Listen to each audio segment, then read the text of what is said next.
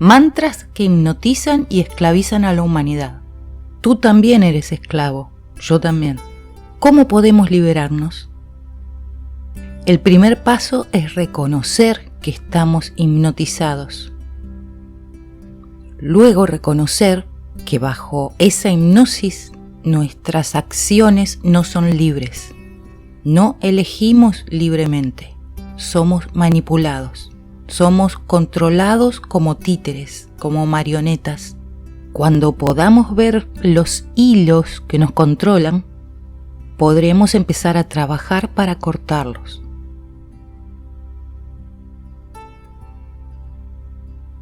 Técnicas de la propaganda. La mayor parte de las técnicas que emplea la propaganda se sustentan en mecanismos muy simples y comunes a la mente humana. Citando a Brown, la mayoría de la gente quiere creer que los problemas son sencillos en vez de complejos. Quiere que se confirmen sus prejuicios. Quiere sentir que no está marginada, lo que implica que los otros sí lo estén. Y necesitan señalar a un enemigo que cargue con sus frustraciones. Las técnicas y principios de la propaganda quedaron ya formulados teóricamente en los años posteriores a la Primera Guerra Mundial, tras su utilización práctica en la contienda. En este sentido, Hitler no inventó nada nuevo. Tan solo a través del estudio y observación de las mismas, supo comprenderlas en mi lucha y plasmarlas posteriormente en la práctica. Kentin fue el autor que en 1943 recopiló los principios de la propaganda científica. En cambio, fue Domenech el encargado más tarde de difundirlas en la propaganda política. El primero de tales principios es la ley de la simplicidad. A fin de conseguir la mayor efectividad, el mensaje debe ser lo más sencillo posible para que todos y cada uno de los individuos sean capaces de comprenderlo, sin exigirles demasiado esfuerzo. Debe ser además breve y claro, elaborado con frases sencillas y enunciaciones primarias.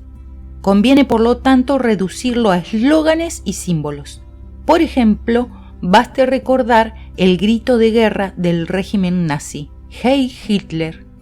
El término Heil significa salvación, pero también es un adjetivo con el significado de sano, indemne, ileso.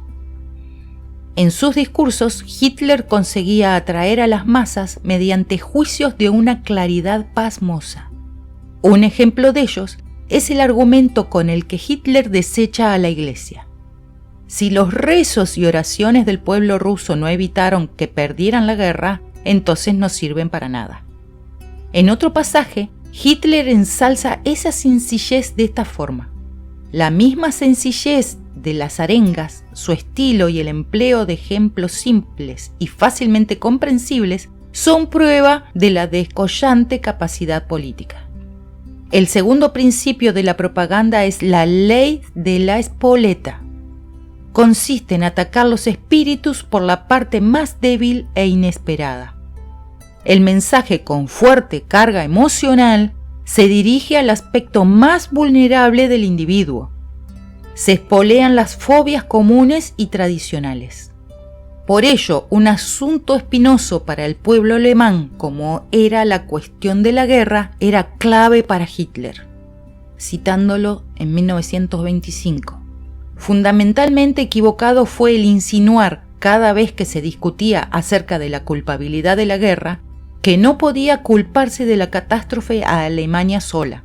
Lo acertado hubiera sido hacer recaer sin cesar esta responsabilidad sobre el enemigo únicamente, aun cuando esto no coincidiera con la realidad de los hechos, como era no obstante la verdad. El tercer principio de la propaganda es la ley de la simpatía. Las opiniones no se combaten con opiniones, ni los argumentos lógicos con argumentos. Opiniones y argumentos se combaten con provocaciones dirigidas directamente a los sentimientos. Citando a Hitler, 1925. He aquí uno de los deberes del movimiento nacionalsocialista. Este necesita enseñar a nuestro pueblo a despreciar las fruslerías y dirigir los ojos hacia lo verdaderamente grande, a no dividirse y reñir a consecuencia de cuestiones secundarias, y a no olvidar jamás que el propósito por el cual ahora estamos luchando representa la existencia misma de nuestra nación, y que el único enemigo a quien debemos castigar es a la fuerza que perpetuamente pretende sofocarnos. La ley de la síntesis es el cuarto principio. Puesto que la intuición es más poderosa que la razón, la síntesis es más importante que el análisis. Los discursos de Hitler se desvían con frecuencia hacia particularidades. Muestran grandes saltos en la concatenación de ideas, carecen de una lógica rigurosa, pero siempre finalizan con la demostración de la tesis que había planteado en un comienzo. El quinto principio es la ley de la sorpresa o evidencia, de que la más eficaz mentira es una verdad a medias. No parece, si nos atenemos a sus palabras, que Hitler compartiera este principio. De hecho, lo rechaza frontalmente cuando afirma que el sentimiento no acepta jamás medias verdades ni mentiras a medias. Este es un aspecto que Hitler parecía tener presente. Un error fundamental durante la Primera Guerra Mundial fue el de demostrar al adversario a la luz del ridículo, forma de propaganda a la que se consagraron con ahínco las revistas humorísticas de Austria y Alemania.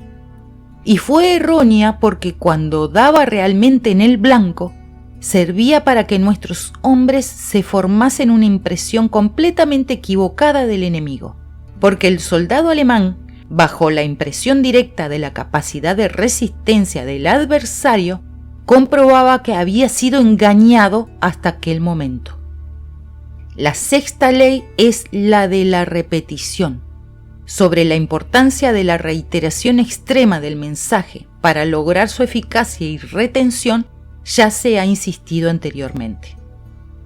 La séptima ley es la de la saturación y el desgaste, que en buena parte es consecuencia de las anteriores. El octavo principio es la ley de la dosificación. Se trata de mantener una presencia y una imagen constante en los medios. En este sentido, la imagen de Hitler, cuidadosamente elaborada por Goebbels, presentándolo como el nuevo Mesías germánico, como libertador de los sufrimientos de Alemania, fue constantemente reiterada en todos los medios posibles como una estrategia propagandística ya desde los años 20. Por último, la ley de la orquestación. Ya nos hemos referido a la defensa que Goebbels hacía de la reiteración del mensaje, pero de forma orquestada para que no derivara en un discurso monótono. Por ello es necesario adecuar su estructura y presentación al medio o canal por el que se pretende difundir. Son, por lo tanto, 9 leyes que sintetizan las pautas propagandísticas que se emplearon durante la Primera Guerra Mundial. Leyes que Hitler supo aplicar con maestría, pero junto a estas, la propaganda se vale de una serie de técnicas de las que también hizo uso el régimen nazi. La primera de estas técnicas es el empleo de estereotipos.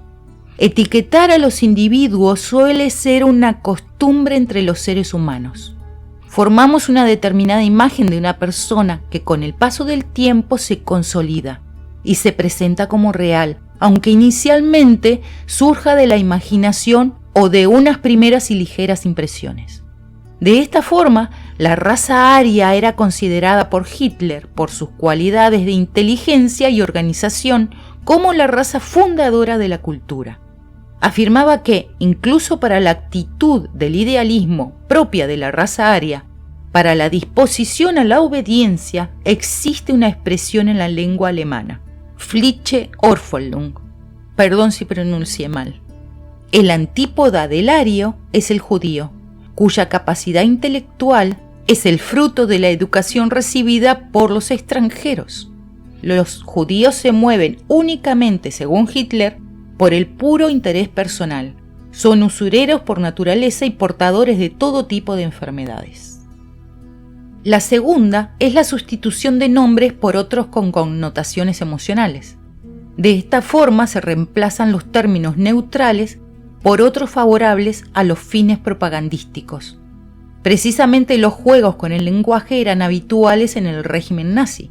Ciertas palabras con sentido peyorativo, como fanático o ciego, adquirieron un sentido positivo. Es más, la palabra fanático era una de las favoritas de Hitler.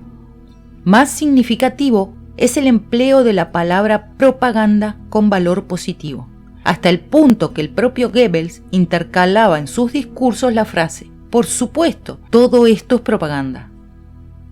El lenguaje nazi estaba repleto de fórmulas imperativas, de superlativos y enfatizaciones, desde Heil Hitler hasta mis jóvenes camaradas. Se resucitaron términos arcaicos, se intentaron modificar usos seculares, que en algunos casos no dieron resultado, como ocurrió con el intento de sustituir su honorable señoría por su señoría alemana. La tergiversación en las expresiones era también evidente, sobre todo en el transcurso de la guerra. Las dificultades eran descritas como pausas momentáneas y las retiradas como avances elásticos de la retaguardia. Los campos de exterminio eran campos de trabajo y las deportaciones reinstalaciones. Hitler no afirmaba que se construían varios submarinos por semana, sino que se construían submarinos en sucesión ininterrumpida. Las abreviaturas y las siglas proliferaron en el régimen nazi, desde el partido NSDAP, la SS, la SA, la Gestapo, hasta la PKW, para referirse a los automóviles particulares, o LKW para denominar a los camiones. La tercera técnica es la de selección. El propagandista selecciona determinados hechos de acuerdo a sus fines. La situación internacional tras el Tratado de Versalles se convirtió en objetivo claro del Partido Nacional Socialista Alemán. Con ello, Hitler pretendía devolver al pueblo la confianza perdida. Pero además, era muy frecuente en él tergiversar la historia con arreglo a sus intereses. Así se emplean las guerras en las que participó Estados Unidos, comenzando por la de la independencia, para descalificar a un país que todo lo ha resuelto a golpes. La cuarta, la repetición, se pone de manifiesto en el frecuente empleo de eslóganes como forma de retención del mensaje. Ein Volk, ein Reich, ein Führer. Un pueblo, un imperio, un guía. Además de la afirmación o falta de argumentación, otra técnica consiste en señalar un enemigo. Esta es una de las más frecuentes y esenciales en la propaganda. Una técnica que, por otro lado, ha sido utilizada desde tiempos remotos. Los romanos ya la empleaban. Con ella se consiguen dos efectos. El primero, desviar la atención sobre los posibles errores de los propagandistas y el partido. En segundo lugar, y más importante, se fortalece la sensación de integración grupal. El enemigo más claro del régimen nazi y con el cual se emplearon todo tipo de agresiones fue el judío. Y así la Primera Guerra Mundial se había perdido por las puñaladas en la espalda de los judíos. Pero este era el enemigo interno, como el cristiano en el Imperio Romano. El externo lo constituían las naciones aliadas. Todas, según Hitler, habían sido injustas con Alemania. Los británicos habían prorrogado el cerco de hambre durante meses tras la firma del armisticio. El Tratado de Versalles era inhumano y había incumplido las promesas americanas. Alemania había sido despojada de sus colonias y se encontraba rodeada de enemigos por todas partes. Hitler, además, apeló al orgullo nacional, a la raza alemana como superior. aseguraba que los logros de la nación alemana no habían sido superados por ninguna otra y por ello franceses y británicos les envidiaban. Por último, la sexta técnica es la alusión a la autoridad. En el caso del régimen nazi, Hitler era el hombre de Estado, la máxima y única autoridad. A todas estas técnicas expuestas hemos de añadir la exageración, la contrapropaganda, la idea mito y el eslogan. Si bien la primera de ellas se puede incluir dentro de la mentira. Es importante para todo propagandista conocer a fondo al enemigo para planificar la contrapropaganda y así atacarla.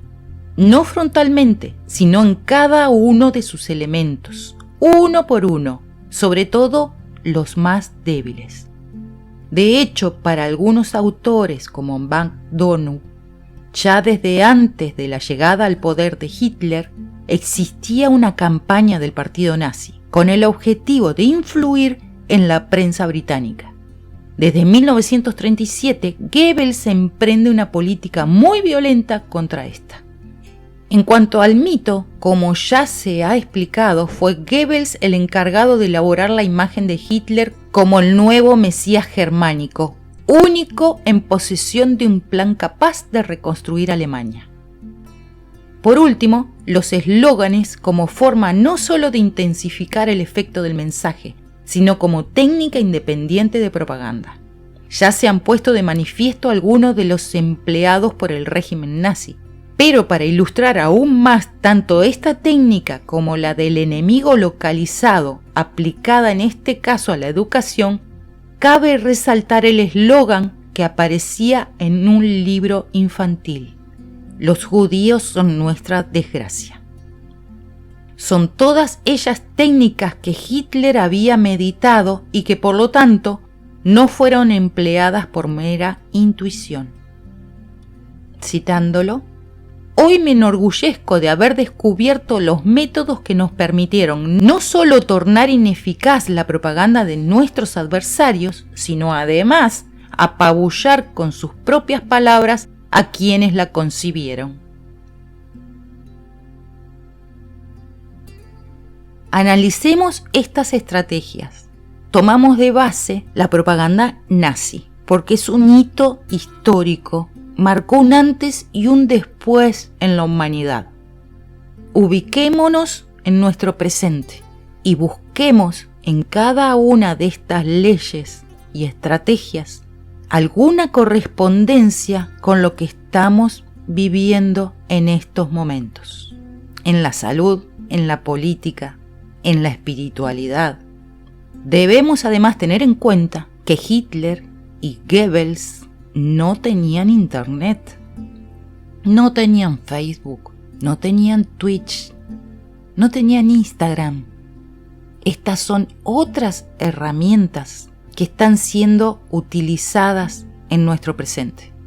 ¿Cómo podemos liberarnos de esta hipnosis, de esta sugestión, de esta manipulación, de este control que ejercen sobre cada uno de nosotros, como individuos, como grupos, como tribus? ¿Cómo podemos hacer? Lo que yo estoy haciendo, y es lo que estoy compartiendo contigo, con ustedes, es investigar justamente lo que Hitler y los propagandistas, sean del campo que sea, de la salud, de la política, de la religión, no quieren que hagas, no quieren que investigues, no quieren que reflexiones, no quieren que pienses, quieren que aceptes su mensaje repetitivo sin contradecirlos. Y la herramienta que usan es que si los contradices, te etiquetan y te expulsan, te aíslan. Conociendo entonces sus mecanismos y sus estrategias, podríamos ir cortando cada uno de esos hilos. O por lo menos, si no podemos cortarlos, saber que existen y que están ahí. Te invito a reflexionar. Te invito a hacer un ejercicio de identificación de estas estrategias aplicadas en nuestro tiempo. Me encantaría que hicieras comentarios, me encantaría crear un debate dentro de los términos y usando las palabras que YouTube nos permite. Te invito entonces al estudio, a la reflexión, al discernimiento, a la investigación, a la autoobservación. ¿Cuáles de estos mantras están repitiéndose en tu cabeza, en tu interior y en tu entorno? ¿Qué emociones te generan? ¿Qué acciones te generan? ¿Analizas cada una de tus acciones y elecciones? ¿Estás seguro, estás segura de que cada uno de tus actos es elegido por ti o tus actos están siendo controlados por la sugestión y la hipnosis de estos mantras, de esta repetición de mensajes a través de la propaganda? En el próximo video compartiré la tercera y última parte de este texto, que son las conclusiones. Suscríbete al canal activando la campanita con la opción todas para que cuando publique nuevos contenidos te llegue una notificación. Gracias por leer, gracias por escuchar, gracias por estar acá. Hasta pronto.